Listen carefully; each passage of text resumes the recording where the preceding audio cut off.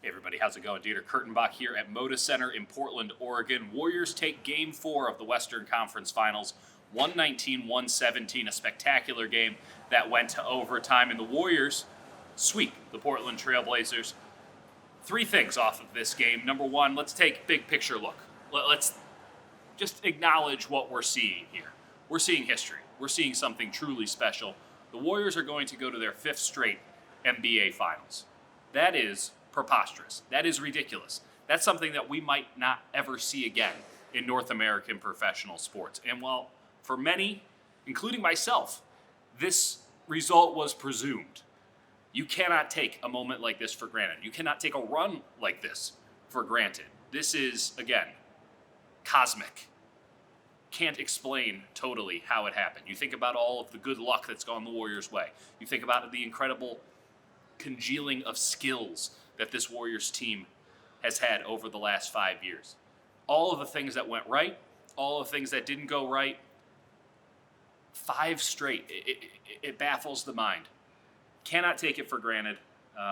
Has not been done in the NBA since the 1960s with the Boston Celtics. The Boston Celtics were only playing 7 other teams, and it's not as if they had a salary cap to contend with in that NBA either. It hasn't been done in North American professional sports since the 1980s. 1980 to 1984, the New York Islanders went to 5 straight Stanley Cup finals. In the year 2019, to go to 5 straight NBA finals, it just doesn't happen. And I don't think it's ever going to happen again. I don't know if the Warriors will win another title. I don't know if the Warriors will ever get back to the NBA finals after this year. They could go 6, 7, 8, 9. Who the heck knows? What I know is that we need to take a moment to acknowledge and savor what the Warriors have done to this point, because it is spectacular, and it is perhaps the last time we'll ever see a team do it. Okay, let's talk about this game, because this game was a lot. This was one hell of a basketball game. The Warriors had to dig deep.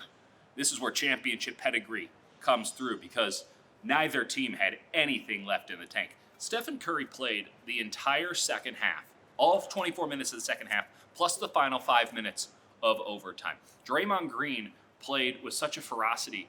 He left everything out on the court. I don't know what would have happened to the Warriors had they lost this game. Game 5 would have been hairy because they left it all out there in an almost literal sense. They had no Andre Iguodala, they had no Kevin Durant, they had no DeMarcus Cousins, and frankly, they had no interest in playing a Game 5 of this series, so they went all out. And they came away with it because, again, championship pedigree. They knew how to dig down deep and find the little bit of extra something you need to win a game like this one. The Warriors trailed in this game by 17 points. They made a habit out of falling behind the Blazers' big double-digit deficits. Last 3 games they came back from them. Not a great habit to have going into the NBA Finals, but they got away with it against the Portland Trail Blazers. Meyers Leonard had one of the best halves of basketball you will ever see in the first half. Neither team was playing any defense. Both teams were just trying to figure out who could coast their way to a win. Meyers Leonard, the Portland Trail Blazers starting center, who I think played more minutes in this game than he did in the entire Denver series for Portland one round before, had 24 points and 5 made three-pointers in the first half. This is a center. This is a guy who makes less than 1 three-pointer per game. He was absolutely on fire. He should consider retiring after this game. It's never going to be as good as this for Meyers Leonard. They were chanting his name at the Moda Center tonight, and it looks to any reasonable outside observer that this is not the Warriors' night. And then they start chipping away, and then the pressure of the moment starts to come into play. And the Warriors, they know how to handle those moments. They got by just the hair on their chin, but man, it is truly special to watch a team know how to dig down deep and find that little extra something. That is not something that can necessarily be trained. I think you're born with it, and then you have to mold it into something special over a few years, as we've seen with these Golden State Warriors. I mentioned Steph Curry playing the entire second half and overtime. Draymond Green really turned this game twice. Warriors were able to cut down the lead in the third quarter. In fact, take a lead a little bit because Draymond Green started to get some stops. And then Blazers go up by 11 early in the fourth quarter, and you go, well, maybe we've seen the Warriors one good punch, and they're going to go back to Oracle and have to take care of business on home court.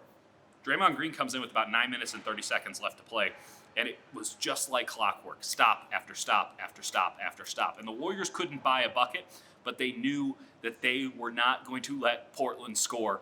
And just an incredible performance all series from Draymond Green. If you don't understand why I talk about Draymond Green in very exalted tones on these videos and in my columns, if you watch this series, you get it now. Draymond Green controlled every minute of all 4 games when he was on the court. Green also hit arguably the biggest three-pointer of his entire career. A massive shot with about 39 seconds left to go in overtime. Stephen Curry got the trap, threw it out to Draymond, who hit 2 big threes in this game. But he knocks down a 3 to put the Warriors up by 4. And the Blazers, they just didn't have the legs. And I wrote about this after Game 3, the big difference in this series. The Warriors sandbagged the entire regular season. They didn't want to try all that hard. They were lax on defense. Everyone got rest days. Injuries were milked for weeks.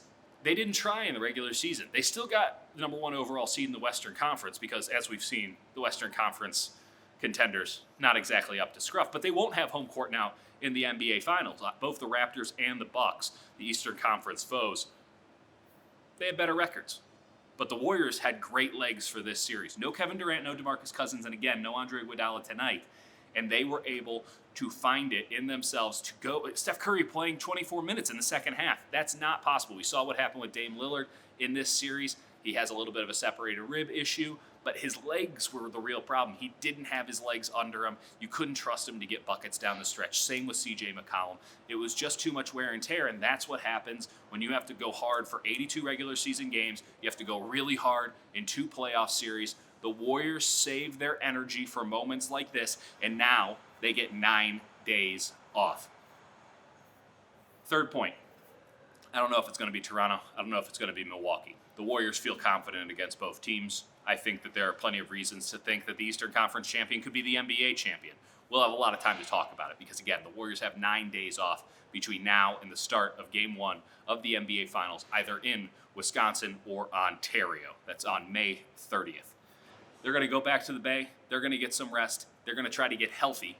Kevin Durant, there's optimism that he can be around for Game 1 of the NBA Finals. DeMarcus Cousins, same thing. Andre Iguodala, he didn't play tonight because of a calf injury. They're feeling really, really good about his chances to play in Game 1. Steph Curry has injuries. Draymond Green says he feels great. I didn't see an ice pack on him all series. Lose 25 pounds. It helps. Everyone has wear and tear. And Steph, having played 47 minutes tonight, he had 37 points, 12 rebounds, and 11 assists, but he played 47 minutes. He can use all of that time off and a little bit more. He earned it. Warriors, again, heading to a 5th straight NBA Finals. Cannot wait to talk to you from Milwaukee or Toronto or anywhere in between, probably back in the Bay. It's been a pleasure. It was a hell of a series. Let's do one more.